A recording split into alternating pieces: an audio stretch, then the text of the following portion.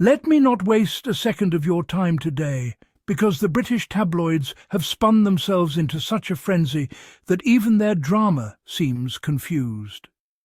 Out of nowhere, the same press that spent years treating Harry and Meghan like the final bosses of royal rebellion is now desperately trying to convince the world that Prince William is floating a graceful olive branch across the Atlantic. This is being served to us like a heartwarming family moment, even though the palace behaved like the villain in a cartoon for years. The shift is so sudden you would think someone unplugged the royal PR machine, plugged it back in and hit the reset button. So let us unpack what is really behind this sudden sweetness, because something smells off, and it is not tea and biscuits. The storyline pushed for years painted the brothers as locked in an icy standoff, two royals living separate lives with separate priorities. Yet now, without apology, reflection, or even a private conversation that we know of, palace-friendly reporters want us to believe a great royal reunion is just around the corner. There is no evidence of a genuine change in tone behind the scenes, so the question becomes simple. Why now? And even more importantly, who benefits from this narrative pivot? Spoiler alert, it is not Harry and Meghan. The sudden change in tone from the press is not a mistake. It is strategic.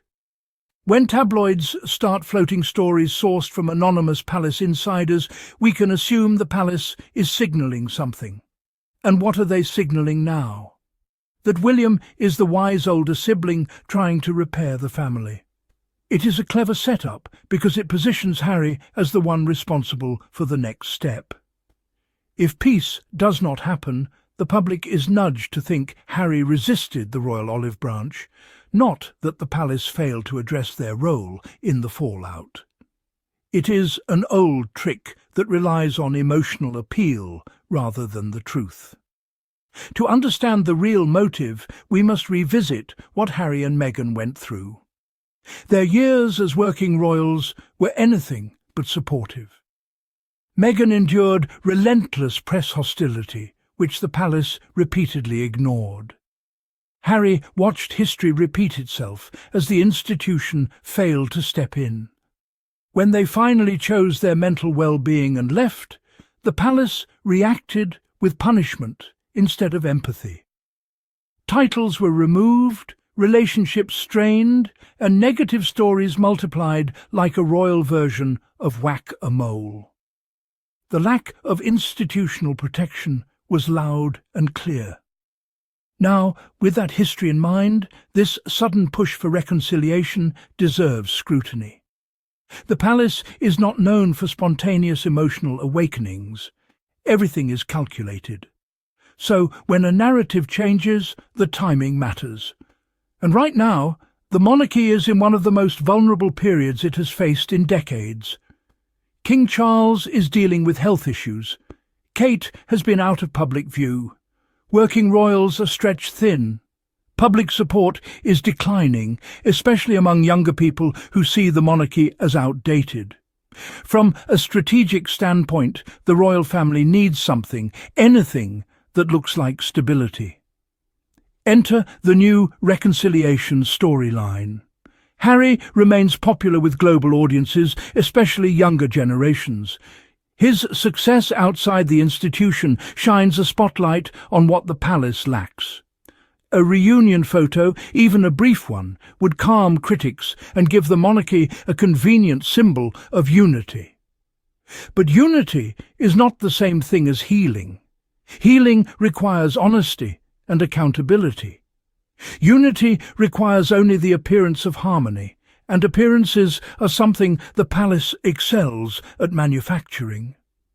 This is why this supposed olive branch feels more like a PR campaign than a heartfelt gesture. If the palace wanted real healing, they would reach out privately, acknowledge what went wrong, and show some sign of change. Instead, the narrative is passing through newspapers first, which tells us this is about public image, not emotional repair. A genuine reconciliation would not start with a tabloid exclusive. Another layer of this story involves control. Any peace gesture from the palace would likely come with conditions. Harry would be expected to remain silent about the past and avoid challenging the official royal version of events. Meghan would face even harsher restrictions, including staying comfortably out of view. The palace would oversee any public appearance, ensuring that it serves them, not the couple. It would be a reunion where one side controls the entire narrative and the other side is expected to smile politely while forfeiting their autonomy. That is not how relationships heal. That is how PR management works. The palace wants the benefits of Harry's global influence without addressing the harm done. They want the glow without fixing the cracks. They want the public to think everything is resolved while nothing actually changes behind the scenes. That type of reconciliation is nothing more than a photo opportunity. To truly move forward, the institution would have to acknowledge its role in the rift. They would have to address the lack of support, the damaging leaks, and the refusal to correct false stories. They would have to embrace transparency and accountability. But historically, the monarchy does not apologize. It protects itself. This self-preservation mindset is exactly why Harry left in the first place and why any claims of sudden healing deserve caution. Harry now has something the palace cannot control. He has independence. For the first time in his life, he gets to decide what peace looks like. He builds his life, his career, his family, without needing permission from an institution that once dictated his every move. That freedom is not something he is likely to give up for the sake of a staged public moment. Real reconciliation can happen only when both sides come to the table as equals. Not with one side insisting on silence and obedience, but with open dialogue and mutual respect. A reunion orchestrated for cameras is not unity. It is performance, and the public can always tell the difference. So when the tabloids present this new storyline, look beyond the warm tone and ask the real question. Who is benefiting from this narrative? Because it is certainly not the people who were harmed.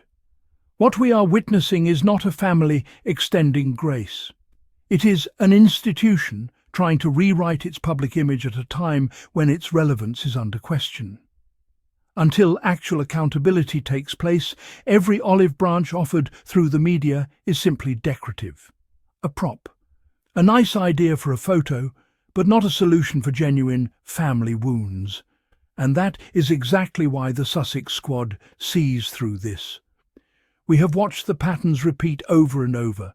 We know how quickly the tone shifts when the palace needs something. We know how many times unity is used as a tool rather than a goal. This is not new. But this time, Harry is in control of his own story. He knows his worth. He knows what peace means to him, and it does not look like a return to silence. All right, squad. If you enjoyed this breakdown of the latest palace plot twist, make sure you hit subscribe so you never miss a new episode. If you want to support the channel and help it grow, consider dropping a super thanks. Your engagement keeps the Sussex squad alive, active and loud. Leave a comment, share your thoughts, and let me know if you think the olive branch is genuine or just another royal storyline drafted in a hurry. Until next time, stay sharp, stay supportive, and stay loyal to the truth.